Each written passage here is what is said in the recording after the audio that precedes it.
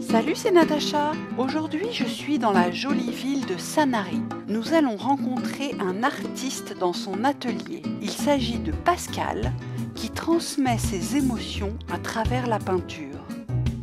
Bonjour Pascal. Bonjour Natacha. Alors Pascal, raconte-nous un petit peu ta démarche artistique. Je suis venu à la peinture pour exprimer comme un enfant en fait. Voilà, j'avais pas envie de faire quelque chose de représentatif. Je viens sur la toile en me connectant en fait à mes émotions qui sont présentes à ce moment-là, et je me laisse attirer par une couleur, une forme, un matériau, un grain, et voilà, ça part comme ça. J'ai rien de prédéfini au début. Je me dis pas je vais faire quelque chose. C'est pour ça que je fais pas de représentation. Avant d'acquérir le langage, quand on est enfant, on voit des formes, on sent des odeurs, on entend des bruits, on voit des couleurs, mais voilà, on se représente pas les choses parce qu'on n'a pas le langage.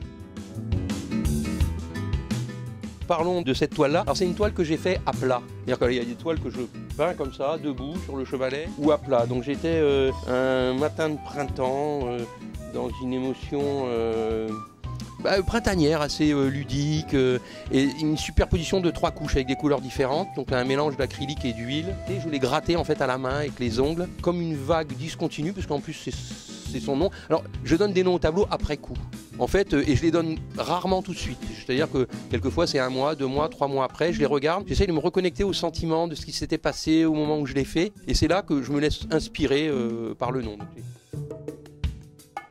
Et celui-là, il a aussi une superposition de couches posées à la brosse, à la palette et aussi à la main. Donc il y a beaucoup de matière sur celui-ci, avec des couleurs différentes. Et on est aussi dans quelque chose de l'état naturel qui est pour moi la joie.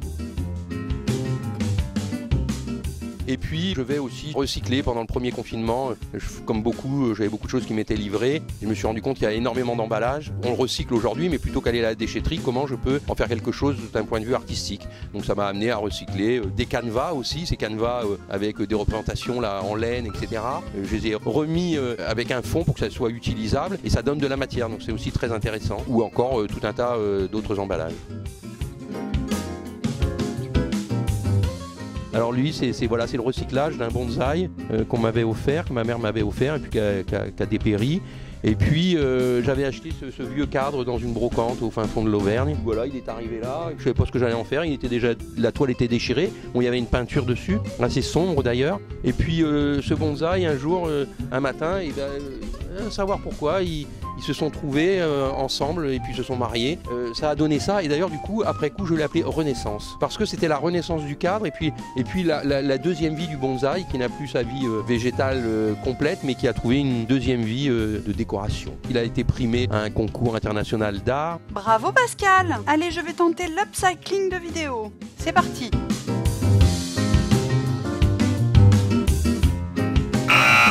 Non mais stop! Pour en savoir plus sur l'univers joyeux et foisonnant de Pascal, je vous recommande de visiter son site pascal.art. Vous retrouverez également Pascal sur le site de Talents en Partage, bien sûr. N'oubliez pas de vous abonner à la chaîne, c'est gratuit et ça vous permet de découvrir plein de talents.